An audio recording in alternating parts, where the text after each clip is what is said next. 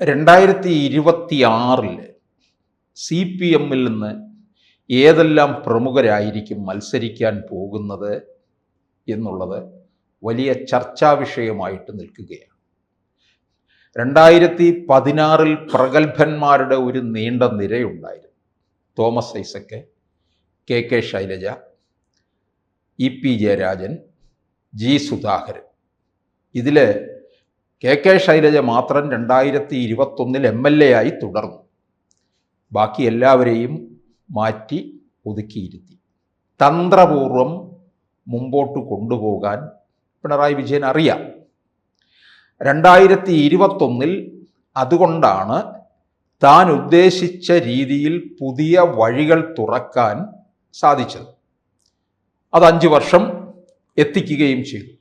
എന്ന് പറഞ്ഞാൽ അത് ഫലപ്രാപ്തിയിൽ എത്തി എന്ന് സാരം. അങ്ങനെ വരുമ്പോൾ 2026 ഇനി പുതിയ നേതൃനിരയെ ഇറക്കുമോ അതോ പഴയവർ വല്ലവരും രംഗപ്രവേശം ചെയ്യുമോ? നമുക്കറിയാം, G സുധാകരൻ ഇപ്പോഴും പാർട്ടിയിലുള്ള അമർഷം തീർന്നിട്ടില്ല എന്നുള്ളതാണ്. തനിക്ക് തരം കിട്ടുമ്പോഴെല്ലാം അതിനിശ്ചിതമായി തന്നെ അദ്ദേഹം പാർട്ടിയെ വിമർശിക്കുകയും ചെയ്യുന്നുണ്ട്. അപ്പോൾ 2026 എന്തായാലും G സുധാകരനോ തോമസ് ഐസക്കിനോ ഒന്നും സീറ്റുണ്ടാകില്ല. കെ ശൈലജയ്ക്കും സീറ്റുണ്ടാകാൻ സാധ്യതയില്ല. ഇവരെ CPM 2 ടേം എന്നുള്ള നിബന്ധന നിർബന്ധമാക്കുമ്പോൾ പലർക്കും മാറേണ്ടി വരും. കെ ശൈലജ ആയാലും അതുപോലെ തിരുവനന്തപുരത്ത് കടകംപള്ളി സുരേന്ദ്രനായാലും ഒക്കെ മാറി നിൽക്കേണ്ടി വരും. ഇനിയിപ്പോൾ വളരെ പ്രഗത്ഭരായിട്ടുള്ളവരിൽ മുമ്പ് ഒരു തവണ മാത്രം MLA ആയിരുന്നിട്ടുള്ള ആളാണ് കണ്ണൂരിലെ അതികായനായിട്ടുള്ള EP ജയരാജന്മാരിൽ വെച്ച് നടുനായകത്വം വഹിക്കുന്ന P ജയരാജൻ. 2001 മാത്രമാണ് അദ്ദേഹം MLA ആയിരുന്നത്. പിന്നീട് നമുക്കറിയാം, അദ്ദേഹത്തെ ഏതെല്ലാം തരത്തിൽ ഒതുക്കാമോ ആ തരത്തിലെല്ലാം ഒതുക്കി നിർത്തിയിരിക്കുകയാണ്.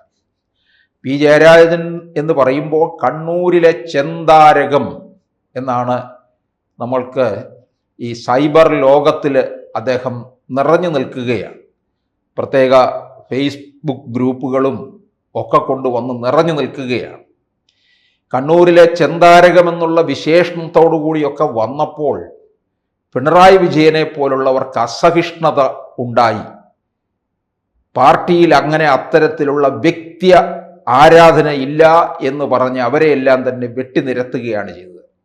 അതേ പിണറായി വിജയൻ തന്നെ മറ്റുള്ളവരുടെ വിശേഷണങ്ങൾ ഏറ്റുവാങ്ങി അവരുടെ വിശേഷണങ്ങളിൽ പൊതിഞ്ഞു നിൽക്കുകയാണ്. കാരണഭൂതനും കപ്പിത്താനും സൂര്യനും നിരവധി വിശേഷണങ്ങൾ.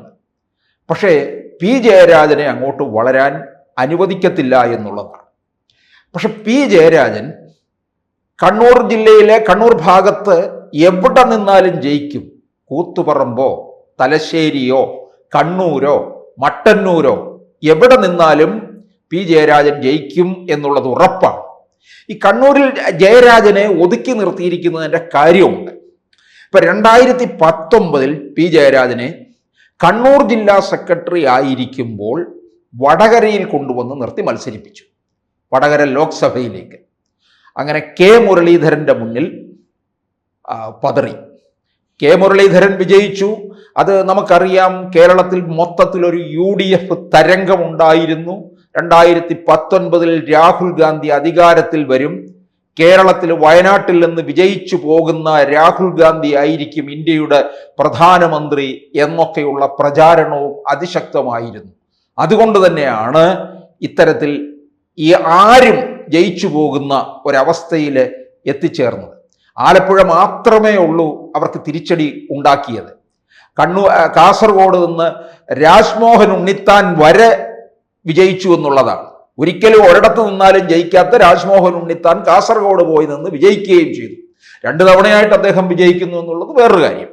അപ്പോൾ അങ്ങനെ ഈ P ജയരാജനെ കൊണ്ടുവന്ന് വടകരയിൽ നിർത്തി. വടകരയിൽ തോറ്റു. തിരികെ പാർട്ടി സെക്രട്ടറി സ്ഥാനത്തേക്ക് പോലും പരിഗണിച്ചിട്ടില്ല, കൊടുത്തിട്ടില്ല. മറിച്ച് എം വി ജയരാജൻ ഇതുപോലെ മത്സരിച്ചു കഴിഞ്ഞ് തോറ്റും തിരികെ പാർട്ടി സെക്രട്ടറി ആയിട്ട് വന്ന് ചാർജ് എടുക്കുകയും ചെയ്തു എന്നുള്ളതാണ്. പി ജയരാജന് വളരാൻ പാർട്ടിയിലെ ചിലർ അനുവദിക്കുന്നില്ല എന്നുള്ളതാണ്. പക്ഷെ പാർട്ടിയിൽ നല്ലൊരു പങ്ക് പി ജയരാജനോടൊപ്പം നിൽക്കുന്നുമുണ്ട്. പി ജയരാജന്റെ പലപ്പോഴും ഒതുക്കുന്നതിൻ്റെ പിന്നിൽ പിണറായി RSS ബന്ധം വളരെ ദൃഢമാണ്. ഇക്കാര്യത്തിൽ അവരങ്ങനെ ഒരു എഗ്രിമെന്റ് ഉണ്ടെന്നുള്ളതാണ് പി ജയരാജനെ ഒതുക്കുക എന്നുള്ളതാണ്. പി ജയരാജൻ ഈ RSSന്റെ ഒരു ബദ്ധ വൈരിയാണ്. പലപ്പോഴും നമുക്കറിയാം വടക്കോട്ട് നടന്നിട്ടുള്ള RSS കൊലപാതകങ്ങളുടെയൊക്കെ പിന്നിൽ പി ജയരാജന്റെ പേര് പറയുന്നുണ്ട്. അങ്ങനെ പി ജയരാജനെ RSSന്റെ ഘാതകനായിട്ട് ചിത്രീകരിച്ച് വെച്ചിരിക്കുകയാണ്. അതുകൊണ്ട് പി ജയരാജനെ ഏത് വിധത്തിൽ ഒതുക്കണം എന്നുള്ളത് RSSും കൂടി പിണറായിയോടെ നിർദ്ദേശിക്കുന്ന ഒരു തലത്തിലേക്ക് വരെ കാര്യങ്ങളെത്തി.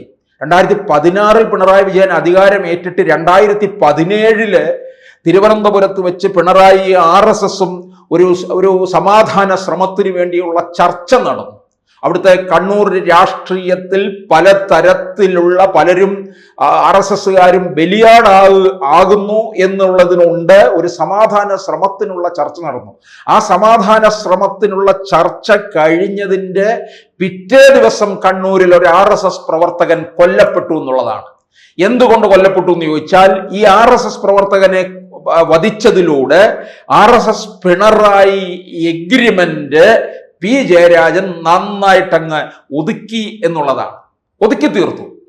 അതായത് പിണറായിയും RSSും തമ്മിൽ ഉണ്ടാക്കിയ ചർച്ച പൊളിക്കുക എന്നുള്ളതായിരുന്നു പി ജയരാജന്റെ ലക്ഷ്യം. അത് നടന്നു. അപ്പോൾ പിണറായിക്കെതിരെ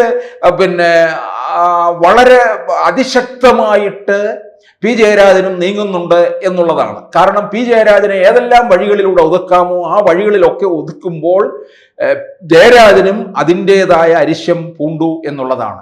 അപ്പോൾ ഈ 2019 കൊണ്ടുവന്ന് വടകരയിൽ കൊണ്ടുവന്ന് മത്സരിപ്പിച്ചു, പരാജയപ്പെട്ടു. പിന്നീട് പാർട്ടി ജില്ലാ സെക്രട്ടറി ആക്കിയിട്ടില്ല.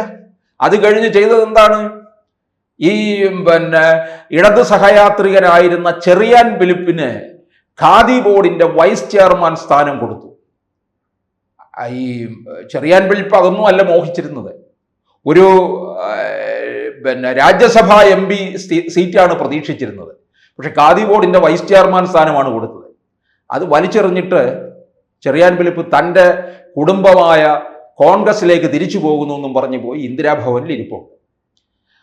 അതോടുകൂടി അതവിടെ അവസാനിച്ചു. പക്ഷേ അവിടെ കൊണ്ടുവന്ന് വെച്ചത് ഈ ഖാദി ബോർഡിന്റെ വൈസ് ചെയർമാൻ സ്ഥാനത്തേക്ക് കൊണ്ടുവച്ചത് പി ജയരാജനെയാണ്. നോക്കണം, ചെറിയാൻ ഫിലിപ്പിന് പോലും വേണ്ടാത്ത, മുമ്പ് ചെങ്ങന്നൂർ MLA ആയിരുന്ന ശോഭന ജോർജിന് CPMൽ വന്നപ്പോൾ ശോഭന ജോർജിന് കൊടുത്ത പദവിയായിരുന്നു. അവിടെയാണോ പി ജയരാജൻ ഇരിക്കേണ്ടത്?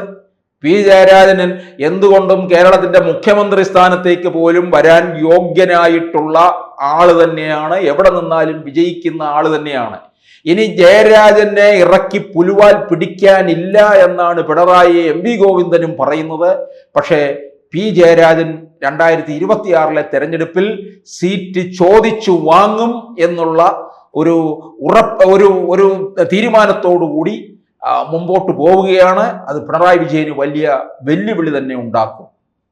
കൂടുതൽ വാർത്തകളും വിശേഷങ്ങളും നിങ്ങളിലേക്ക് എത്താൻ ABC മലയാളം സബ്സ്ക്രൈബ് ചെയ്യുക, ബെൽ ബട്ടണും അമർത്തുക.